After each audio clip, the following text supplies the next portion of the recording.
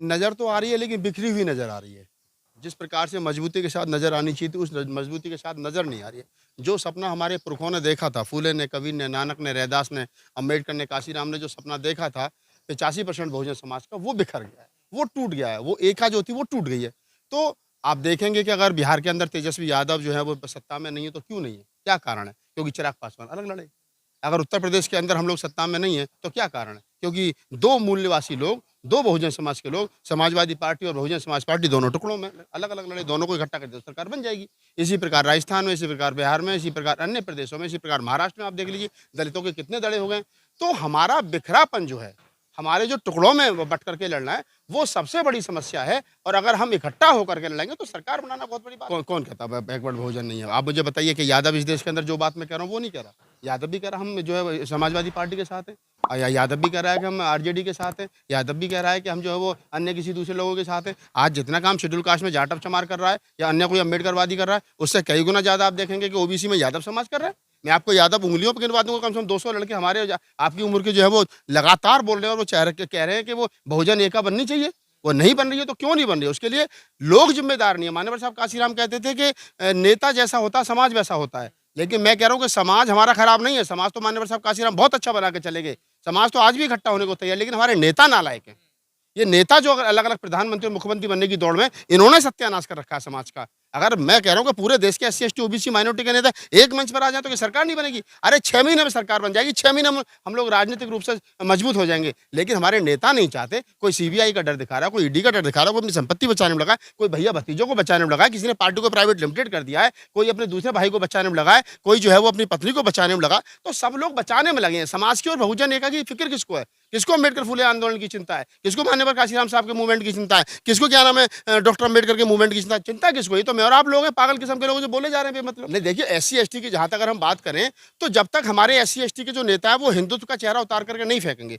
देखिए जो काम फूले ने नहीं किया, जो काम कबीर ने नहीं किया, जो काम नानक ने नहीं किया, जो काम रैदास ने नहीं किया, जो काम पेरियार ने नहीं किया, जो काम ललित सिंह यादव ने नहीं किया, जो काम डॉक्टर अम्बेडकर ने किया, जो काम काशीराम ने नहीं किया, वो काम जो है हमारे बहुजन समाज के नेता कर रहे हैं। इसका मतलब अपने बहुजन समाज के महापुरुषों की विचारधारा को भुला करके जो दलित समाज के, दलित कम्युनिटी के, एससी एसटी के नेता आगे बढ़ने की कोशिश कर रहे हैं, वो जानबूझ करके खड्डे में जा रहे हैं। हमारा 2500 साल का इतिहास रहा है, हम बुद्ध से लेकर के और मान्यवर साहब काशीराम तक हमारी एक विचारधारा रही है कि हम लोग कभी भी मनुवादी विचारधारा के साथ तालमेल हमारा नहीं बैठ सकता है। इस देश के अंदर अगर बहुजन एका के अंदर या मान्यवर साहब का जो हमारे बहुजन महापुरुष हैं उनके विचार में अगर कोई सबसे बड़ी बाधा है तो वो मनुवाद बाधा है। लेकिन हम देख रहे हैं कि फिर भी उसके बावजूद भी हमारे लोग जो है वो परशुराम की समझौता कर लिया। बिल्कुल कर लिया। अगर हम लोग परशुराम की मूर्ति लगाने की बात करें, उसका जन्मदिन मनाने की बात करें, आज तेजस्वी यादव बिहार में ये कह रहे हैं परशुराम के वहाँ पे कायस्थों से माफी मांग रहे हैं कि मैं बड़ा शर्मिंदा हूँ। अरे तुमने सारे यादवों को मिट्टी में मिला दिया। अगर यहाँ पर अखिलेश यादव ये कह रहे हैं कि अगर हमारी सरकार बनी तो हम परशुराम की बहुत बड़ी मूर्ति लगाएंगे, सारे तुमने बहुजन महापुरुषों की ऐसी कर दी। अगर मायावती जी ये कह रही है कि मैं हमारी सरकार बनी तो हम क्या नाम है उसकी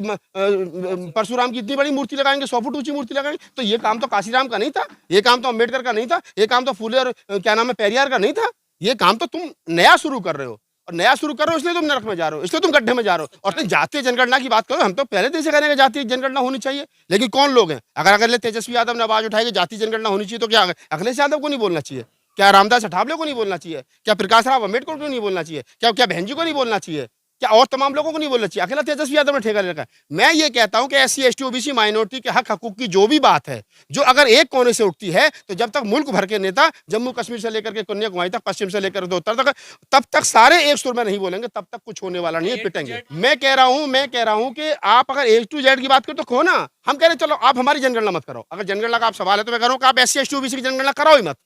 बस ये बता दो इस देश के अंदर ब्राह्मण कितने प्रतिशत है, इस देश के अंदर ठाकुर कितने प्रतिशत है, इस देश के अंदर बनिया कितने प्रतिशत। आसान है, 3 लोगों की जनगणना करा दो यार, पता तो चल जाएगा। और फिर ये भी जनगणना करा दो कि ये 3 लोग जो हैं ये जिनकी कितनी जनसंख्या है और टोटल देश के संसाधनों पर इनका कितना कब्जा है, तो पता चल जाएगा। इस देश के एससी एसटी ओबीसी को पता चल जाएगा और खासतौर से ओबीसी को पता चल जाएगा जो हिंदू बना फिर रहा है, जो बजरंग दल में जा रहा है, जो आरएसएस में जाकर दड़ी बिछा रहा है, जो हिंदुत्व की चादर ओढ़े पड़ रहा है, जो हिंदुत्व की मरी लाश को अपने कंधों पर उड़ा रहा है, उसको पता चल जाएगा कि तेरी भागीदारी इस देश के अंदर 55% है और तू इस देश के संसाधनों पर 2 या 3% तेरा कब्जा है, उसको पता चल जाएगा।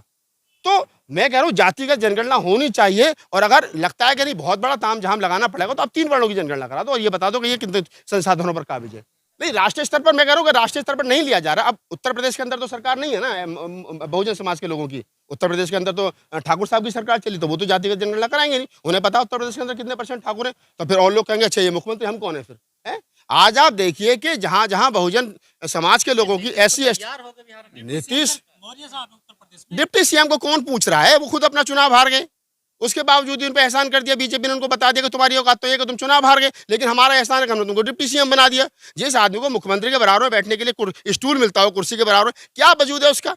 बाबा साहब डॉक्टर अम्बेडकर कहते थे, एक बार पंडित दीनदयाल उपाध्याय ने उनसे कहा कि डॉक्टर साहब कभी हमारे घर पर भी आकर के चाय पीजिए, तो तब बाबा साहब ने कहा था कि ब्राह्मणों की चाय मीठी होती है लेकिन स्वास्थ्य के लिए हानिकारक होती है।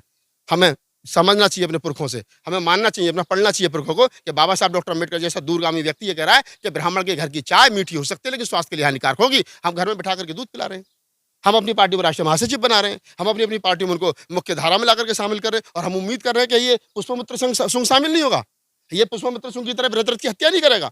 तो ये कैसे कह सकते हो आप? कभी भी आदमी अपने जो उसके ब्लड में चीज है उनको नहीं भूलता है। जब आदमी फूले अम्बेडकर को पढ़ लेता तो बोलना शुरू कर देता। हमारे लोगों को तो दिक्कत क्या, उन लोगों को दलित तो बहुत सारे रोज जय श्री राम का नारा लगा रहे, रोज संघ की शाखाओं में जा रहे हैं, मैं अकेले OBC को क्यों कहूं, सबसे कह रहा हूं मैं। तो ये समस्या है कि वो दलित जिसने डॉक्टर अम्बेडकर को, फूले को, ललित सिंह यादव को, पेरियार को और नहीं पढ़ा है, वो हमारे किसी काम का नहीं है। हमारे लिए वो काम का है, चाहे OBC है चाहे दलित है, जिसने फूले अम्बेडकर आंदोलन को पढ़ लिया, जिसने ललित सिंह यादव को पढ़ लिया, पेरियार को पढ़ लिया, कबीर को पढ़ लिया, नानक रैदास को पढ़ लिया, बुद्ध को पढ़ लिया, अम्बेडकर काशीराम को पढ़ लिया, वो हमारे काम का है। और बाकी तो सारे लोग, बहुत सारे लोग हैं, हमसे कहते तो पागल हो गए। मैं वही तो कह रहा हूँ कि आप A to Z की बात करो यार, कोई मना थोड़ी कर रहा है। हम भी बसपा का प्रचार कर रहे थे, हम भी बहन जी से मिलकर के आए, हम भी सतीश चंद्र मिश्रा से मिलकर के आए। हमारा विरोध किसी जाति से नहीं है, मेरा विरोध ब्राह्मण से नहीं है। अगर इस देश का सारा ब्राह्मण बुद्धिस्ट बन जाए तो मुझे क्या दिक्कत है, बताओ ना। अगर सारा ब्राह्मण जो वो डॉक्टर अम्बेडकर की बात करने लगे, मुझे क्या दिक्कत थोड़ी है, लेकिन सावधान रहने की जरूरत है ना। वो किस दबाव में स्वीकार कर रहा है, इस बात को भी हमें समझना चाहिए। कह रहे हैं A to Z की तो बात, A to शासक बनेंगे ना। A to Z की बात करके अगर शासक बनने होते तो अखिलेश भी मुख्यमंत्री बन गए होते, तेजस्वी बन गए होते, मायावती भी बन गई होती, वहां बिहार में क्या नाम है अपना रामदास अठावले भी बन गए होते, प्रकाश राव अम्बेडकर भी बन गए होते, जितिन राम मांझी भी बन गए होते, सारे बन गए होते ना। A to Z की बात करने के बाद में बन ही नहीं सकते। इतनी सी बात तो उनको बीजेपी से सीख लेनी चाहिए। बीजेपी कह रही है कि हम हिंदू राष्ट्र बनाएंगे, वो तो मुसलमानों की बात नहीं कर रही है। उनको पता है इस देश का मुसलमान हमें वोट नहीं देगा, ना हमें चाहिए। तो अगर यही बात जो है इस देश का अगर मूल निवासी कहना शुरू कर दे, इस देश के बहुजन समाज के नेता कहना शुरू कर दे कि हमें सवर्णों का वोट नहीं चाहिए, हम इस देश के SC ST OBC से अपना काम चला लेंगे, वो 85% हम सरकार बना लेंगे, तो क्या सरकार नहीं बनेगी? बन जाएगी। लेकिन हम लोग, हमारे बहुजन नेता जो हैं, उनकी मति मारी गई है, वो गलत रास्ते पे जा रहे हैं। नहीं, विश्वास करने के लिए नए लड़के आ रहे हैं, तेजस्वी यादव है, अखिलेश यादव को, मैं तो अखिलेश यादव से भी एक आध बार मुलाकात हुई, हमने तो हमेशा कहा है कि आप एक जाति के नेता मत बनिए। मान्यवर साहब काशीराम चमारों के नेता नहीं थे, बाबा साहब डॉक्टर अम्बेडकर महारों के नेता नहीं थे। बाबा साहब डॉक्टर अम्बेडकर इस देश के 85% बहुजन समाज के नेता थे। मान्यवर साहब काशीराम 85% बहुजन समाज के नेता थे। चौधरी चरण सिंह गरीबों के, किसानों के नेता थे, जाटों के नेता नहीं थे। लेकिन उनका लड़का जाटों का नेता हो गया, उनका पोता जाटों का नेता हो गया, जयंत चौधरी। मायावती बहुजन समाज की राजनीति शुरू करी थी 85% से, लेकिन वर्तमान समय वो चमारों की नेता बनकर के रहेगी, और वो स्वीकार कर रही है इस बात को कि मुझे मेरे समाज ने तो वोट दिया है। यानी 10%, 8% जो जाट और चमार है, 12%, उसने तो मुझे वोट दिया, तो बाकी वोट कहाँ भाग गया भाई? इस पर भी तो विचार करो, इस पर भी तो चिंतन मनन करो, उसने वोट क्यों नहीं दिया आपको? तो जो आप कह रहे हो कि जो लोग जो है वो किस पे भरोसा करे, तो नई पीढ़ी आ रही है, हमारे जैसे लोग आ रहे हैं। हम राजनीतिक नहीं है, हम सामाजिक लोग हैं, लेकिन हम समाज को तैयार करने का काम कर रहे हैं, पत्रकारिता के माध्यम से, कविता के माध्यम से, भाषण के माध्यम से, जो भी हो सकता है। वर्तमान समय में इस मुल्क में फूले अम्बेडकरी विचार को बचाए रखना बहुत बड़ी बात है। अगर वो विचार बच गया तो मेरी गारंटी है कि हम लोग इनको हरा देंगे, क्योंकि उनकी संख्या कम है। ये संसद भवन में इनकी संख्या ज्यादा हो सकती है, लेकिन देश में संख्या हमारी ज्यादा है, हमको ये स्वीकार कर लेना चाहिए।